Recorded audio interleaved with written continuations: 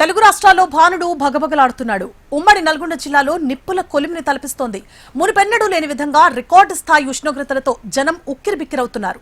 కట్టంగూరులో ఏకంగా 45.8 డిగ్రీల సెల్సియస్ ఉష్ణోగ్రతలు నమోదయ్యాయి.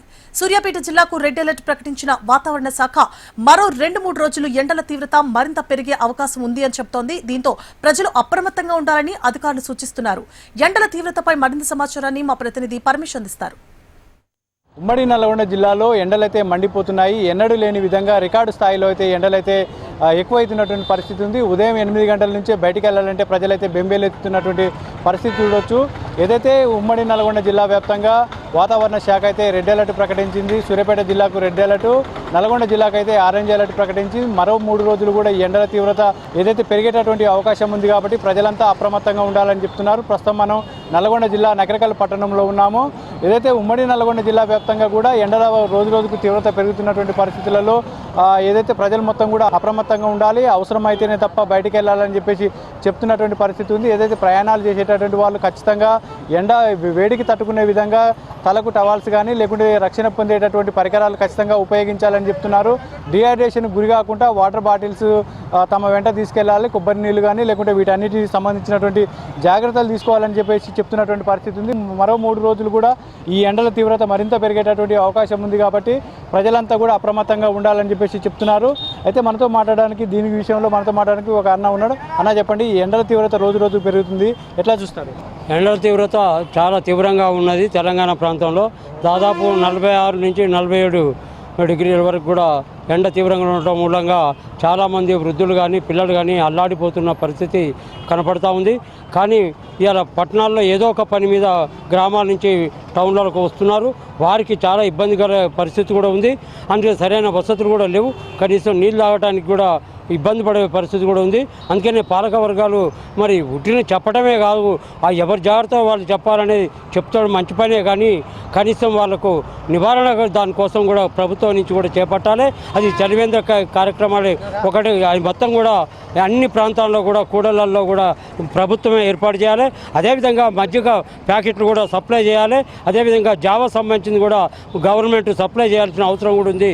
అదేవిధంగా ఎక్కడైతే జనం సమృద్ధి ఎక్కువగా ఉంటుండ్రో అక్కడ కంపల్సరీగా అన్ని వసతులు కల్పించే పద్ధతిలో ఎక్కడ కూడా నీడ ఉండే పరిస్థితి లేదు. రోడ్లు విస్తరణ పేరుతోని చెట్లను మొత్తం కూడా నాశనం చేసిన పరిస్థితి ఉంది. ఒకవేళ చెట్లు కొట్టేస్తే దాని స్థానంలో వెంటనే చెట్లు పెంచాలి. ఆ పద్ధతి పాలక వర్గాలు చేయలేకపోతున్నాయి. అందుకనే టౌన్లలో కాలుష్యం కూడా పెరిగిపోతుంది.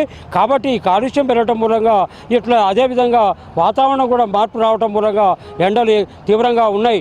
కాబట్టి చాలామంది ఇబ్బంది పడి చాలామంది వృద్ధులు చనిపోతున్న పరిస్థితి కూడా ఉంది.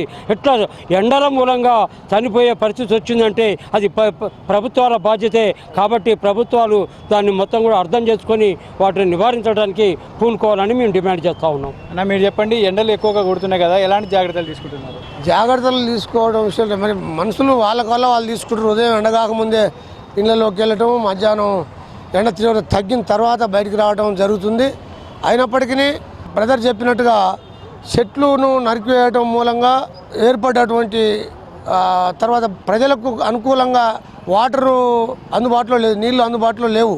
దానికి సంబంధించినటువంటి సెక్యూరిటీ ప్లేస్ అయితే రోడ్డు ఇంటి నుంచి బయటికి వెళ్ళాక మళ్ళీ గమ్యం చేరేంత వరకు కూడా లేక ఇబ్బంది పడుతున్నారు. కాబట్టి జనం అంతా ఎండ కాకముందే బయటికి వెళ్ళి పనులు చూసుకోవటం, ఎండ తగ్గిన తర్వాత మళ్ళీ బయటికి వెళ్ళి రాత్రి సమయం అయిన దాకానైనా తిరిగి పనులలో పాల్గొంటారు.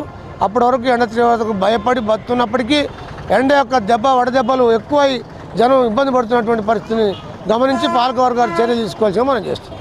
సో ఇది పరిస్థితి. ఏదైతే ఉమ్మడి నల్గొండ జిల్లా వ్యాప్తంగా ఎండల తీవ్రత రోజుకు పెరుగుతున్నటువంటి పరిస్థితులలో ప్రజలు కూడా దీనికి సంబంధించినటువంటి ప్రికాషన్స్ పాటిస్తున్నటువంటి పరిస్థితి ఉంది. ముఖ్యంగా ఈ ఎండల తీవ్రత రోజు పెరగడానికి చెట్లు లేకపోవడమే కారణం అని చెప్తున్నారు. దీని విషయంలో కూడా ఇటు ప్రభుత్వాలు కూడా చర్యలు తీసుకోవాలి. రోజుకు ఎండల తీవ్రత పెరిగేటటువంటి పరిస్థితులలో ఇటు ప్రభుత్వం కూడా దీనికి సంబంధించినటువంటి ఏర్పాట్లు చేయాలి. ఖచ్చితంగా ప్రతి కూడల్లో కూడా వాటర్ బాటిల్స్తో పాటు చలివేంద్రాలు, మజ్జిగ ప్యాకెట్లు కూడా పంపిణీ చేసే విధంగా ప్రభుత్వం చర్యలు తీసుకోవాలని చెప్పేసి ప్రజలు డిమాండ్ చేస్తున్నటువంటి పరిస్థితి అయితే ఉంది.